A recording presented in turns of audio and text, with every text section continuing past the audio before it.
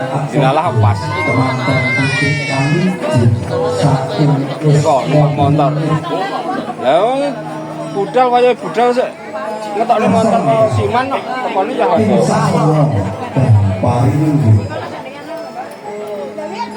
Ngenteni manten, mantane urung mlebu manten. Suaripun Atmojo temanten putih.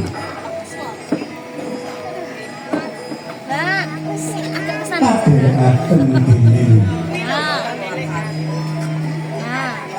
Ibu Durugas larasati saking botok ingkang sampun biji.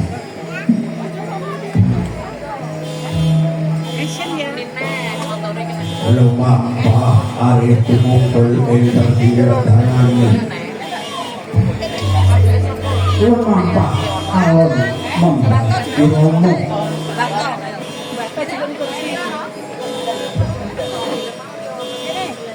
Ten Pak Dewane barang. Debarde Ponorogo. Mbak Yuni. Kukno gembira manah diwus lakon nyawiji. Mring dengan telaningat Mantannya. Pranawus Atuk Romo Dewi Satrio Tomo ingkang sisih pun bagus Indra Kurniawan Atmojo Jalipun Bobo Sugabyo Ibu Kanti ingkang luji saking Mantenan Bolo Bulukerto Desa Nadi.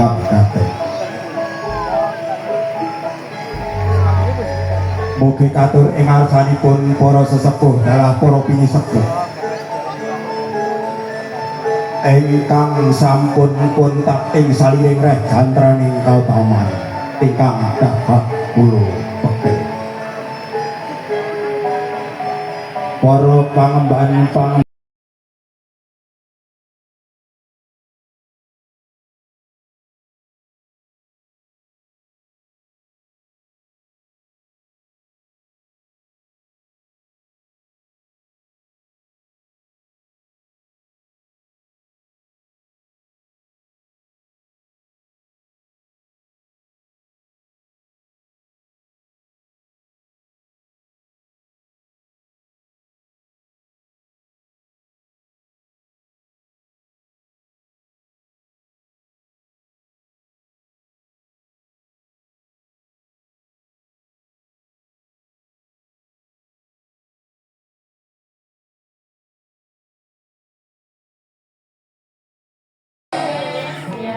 amung tansah memuji kanugrahane Gusti kang Maha Agung dan ingkang Maha Welas Maha Asih ingkang sampun paring pinten-pinten rahmat saha kanikmatan dumateng kula dalah panjenengan sedaya.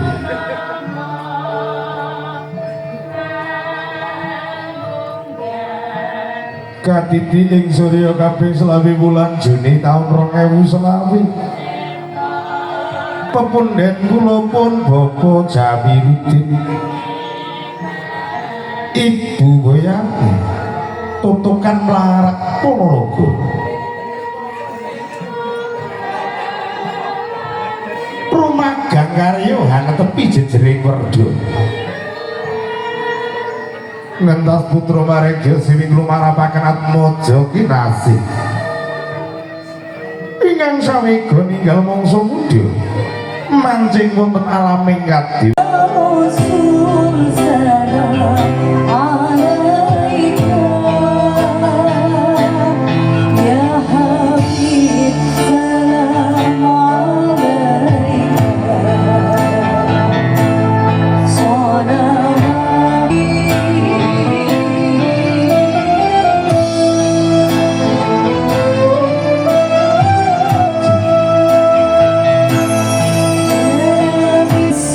Oh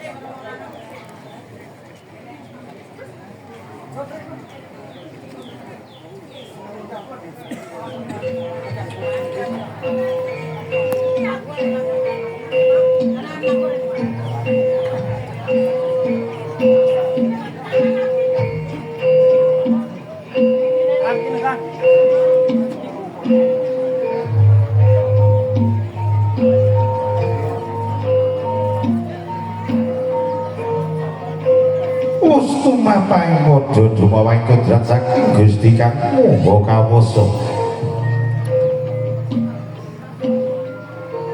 Nalika ana titahing Gusti Kang Hasipat jandu pawesti ingkang sami manunggalaken karso-karso nansipun tengah lamping bebrayan.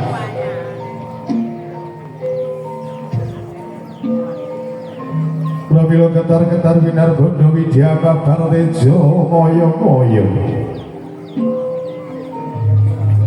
Panigeti jangsrat mojo pinanganten kekali kami jil saking wis umarman tumuju wonten sasana iwaha.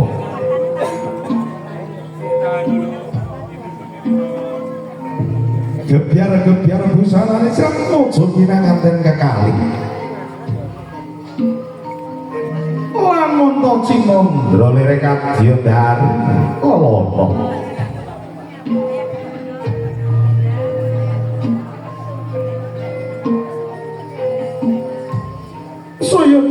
Saya caket tindak israt mojo pinanganten kekali anyekati kendaga kencana ingkang isi tirta wati. Ana inggih paweninganing kautaman kambang kumambang Tripustita warna kantil melati sarta wawan. Kantile gumantiling katresnan Srat Mojo pinanganten putri melati awit saking kedaning lati Srat Mojo pinanganten kakung mawar alun mangambar-ambar kantane satemah ngebai pasiwakan agung.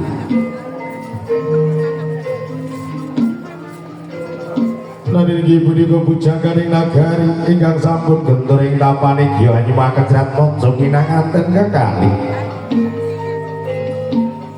Srat Mojo pinanganten kekalih kajejer wonten sakluhuning pasangan tetira mus dadi pasanganira.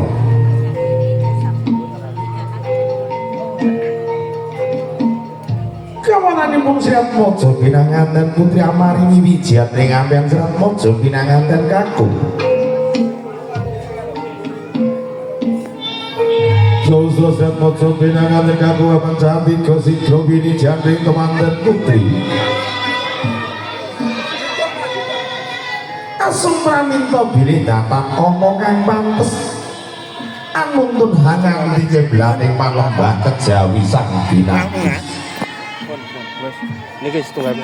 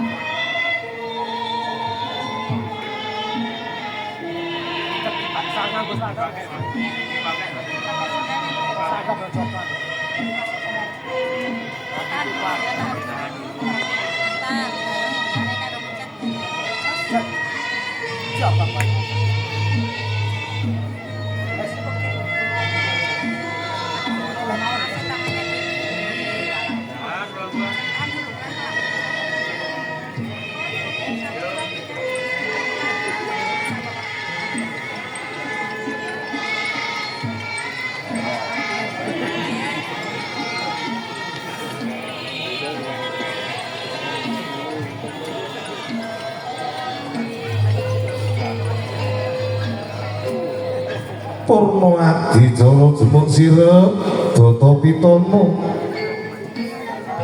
ora ana sabare walang alisi iki kudungan kanggo basan piwulo datan lumampah. Kangga biasa suarane pradonga gamelan Lokananta Soceng kucira wonten sak kucing waring kang nambah endah edining swasana.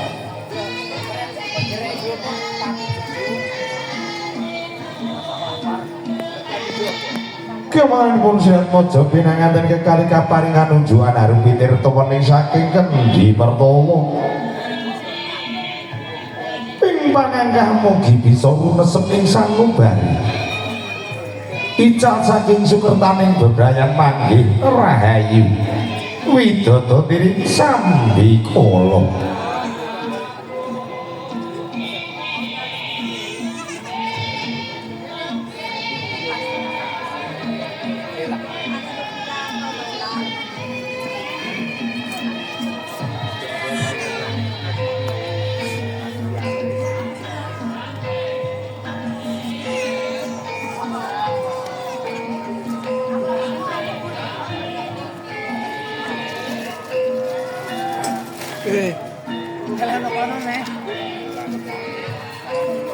Semanggi Sret Mojo pinanganten kekalih kagendhong karempit-rempit dening Rama lawan ibu. Kagendhong dening Rama kasurung dening ibu. Tumujing palengganira mawi sindur warna ring tulang seta.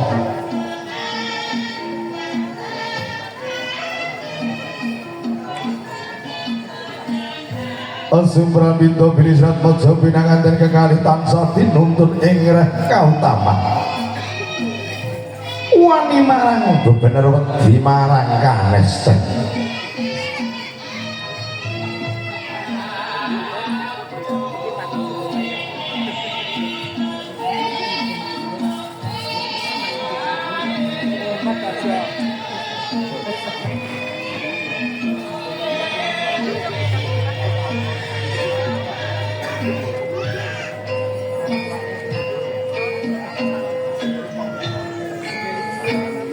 Bapak Ibu Jamil kasuwun menika amanat wontenipun ponang pisan monggo Ibu mandhap melih nggih mapak pisan Bu monggo.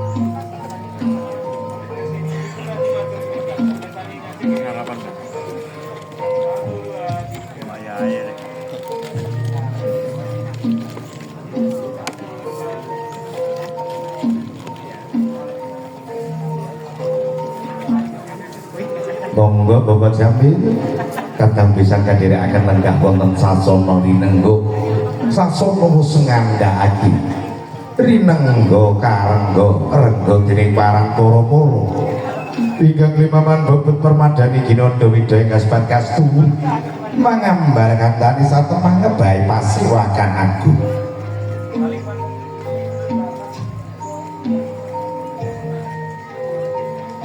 Kalenggahan monggo lenggah Sret Mojo pinanganten kekalih sampun kalenggahaken jajaraken kecekat jiya gula kumo biru bulu lamuta cinandra casipating titapindha dewani asmara ngijawata. DJ Audio semanggi Sret Mojo pinanganten kekalih badhe nindaken adat Idiwidana ingkang sampun sinengker naninggi sungkeman pramila kasuwun kasertaaken Ibu Pertiwi.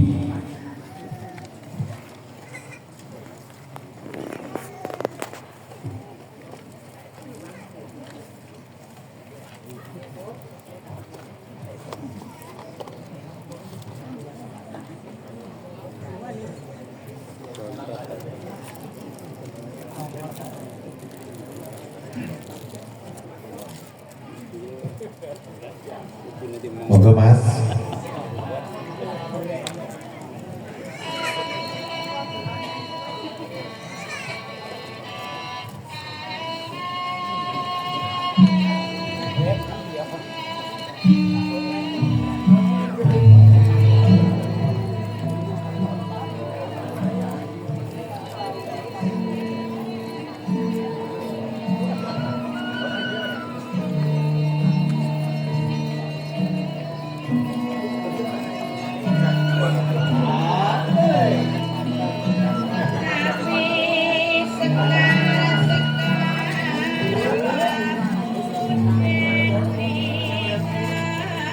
Sagung Purworejo semanggi Sret Mojo pinanganten kekalih badhe nindaken adat Idiwidana ingkang sampun sinengker maninggi sungkeman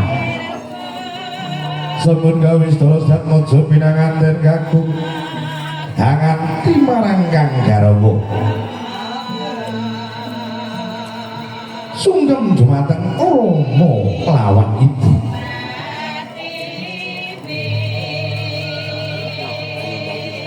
Timbang angganyuni dilan pangestu Anggenipun Serat Maja pinanganten kekalih lumban wonten samudraning bebrayan. Tansah manggih kayuhanan kasebatan punapa ingkang dados kekayanipun ingkang utami amrih ketentraning ing bebrayan agung.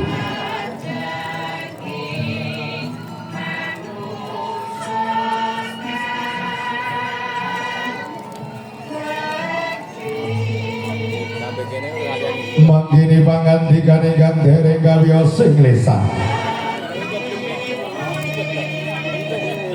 Lut kawula nuromo kula pun putra sekandika pun Rizal Abidin ingkang sowan nuromo. Ibu kula pun Rizal Abidin ingkang sowan.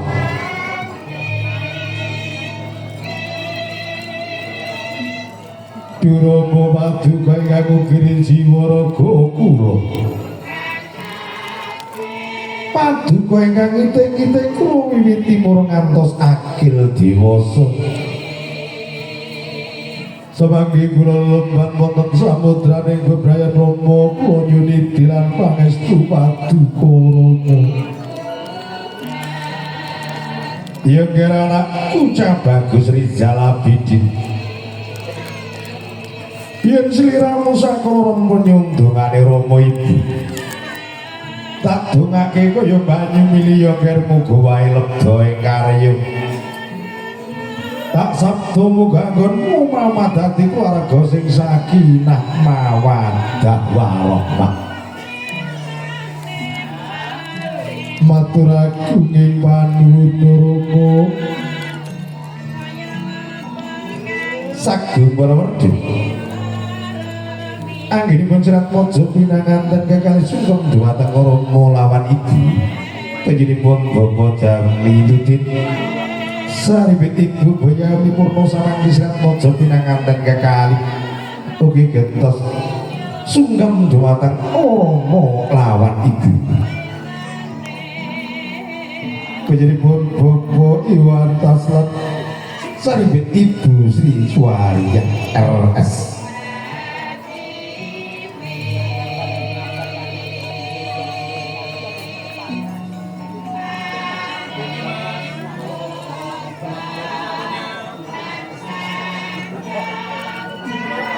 Matur gunging panuwun ayule bojomu jaken nyang tengah kono ya.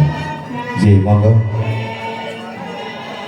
Sagung para werda anggenipun Serat Maja pinanganten kekalih anindahaken adat Ibu Widono sungkeman purna keparang dhumateng Ibu Rias supados nglajengaken adat Ibu Widono ingkang sampun sinengker naninggih kacar kucur guna kaya saha tembel bujana.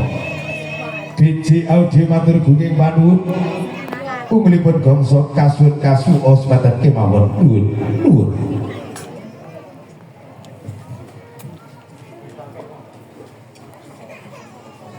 Sing teko 200 sing jawab mung 4. Assalamualaikum warahmatullahi wabarakatuh. Alhamdulillah. Senake pun telas to, Bang. Pun. Tasih. Ditelas niki. Alhamdulillah. Alhamdulillahirabbil alamin wa bihi nasta'in wal umuri dunya waddin. Assalatu wassalamu ala asrofil anbiya'i wa mursalin sayyidina wa maulana Muhammadin wa ala alihi wa ashabihi ajma'in la syakartum la azidannakum wa la ghafartum min adzabil lazzatin al-ayyam ba'du.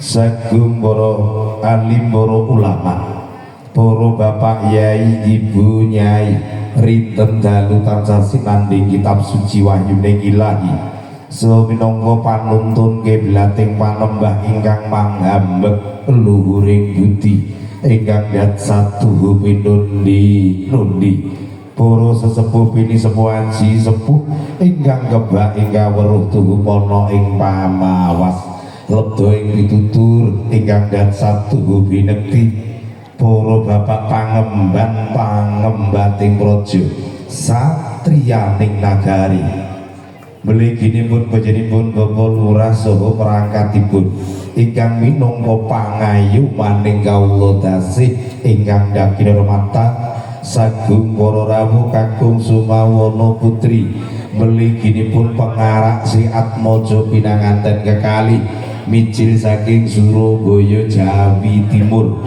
ingkang tansah kawula tresnani kawula nuwun purwakaning pahaman kawula murwani sabda teratur ingkang kaika monggo para rawuh kawula dherekaken angunjukaken rasa puji sungkem sujud dalah syukur dumateng Rasul dalem Allah Subhanahu wa taala ingkang punapa sampun paring pinten-pinten nugraha wiwit saking karahayun kamulyan saha katentreman dumateng kita mahanani engri kalenggahan punika kula dalah panjenengan sedaya saged ngestreni punapa ingkang dados hajatipun panjenengan Bapak Jamiluddin sambit ibu kanthi widodo nir ing sambi kala bihamdina alhamdulillahirabbil alamin wonten dhumateng wicara karahayun lan kasugengan mugi kunjuk dumateng titahing Gusti kang kinasih ingkang sampun beto tentreming bawana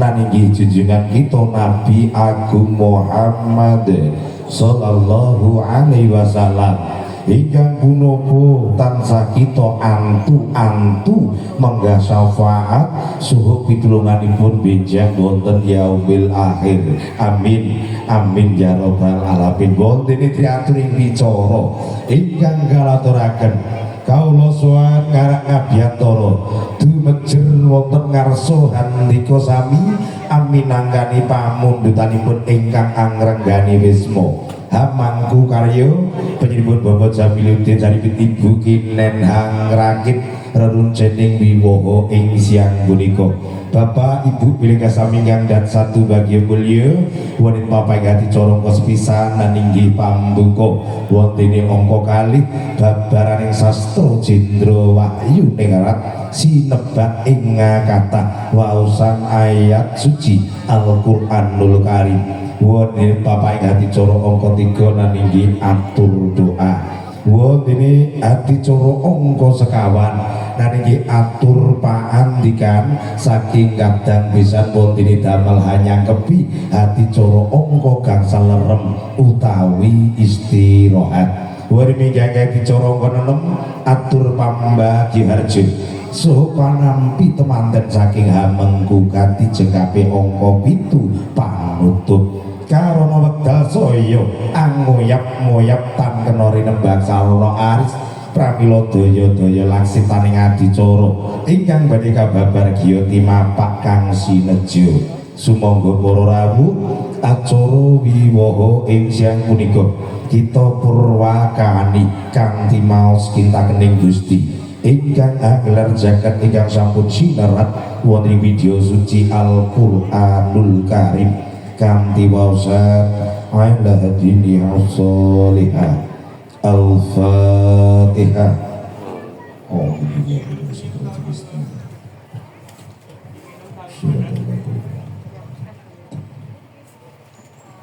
Amin amin ya robbal alamin.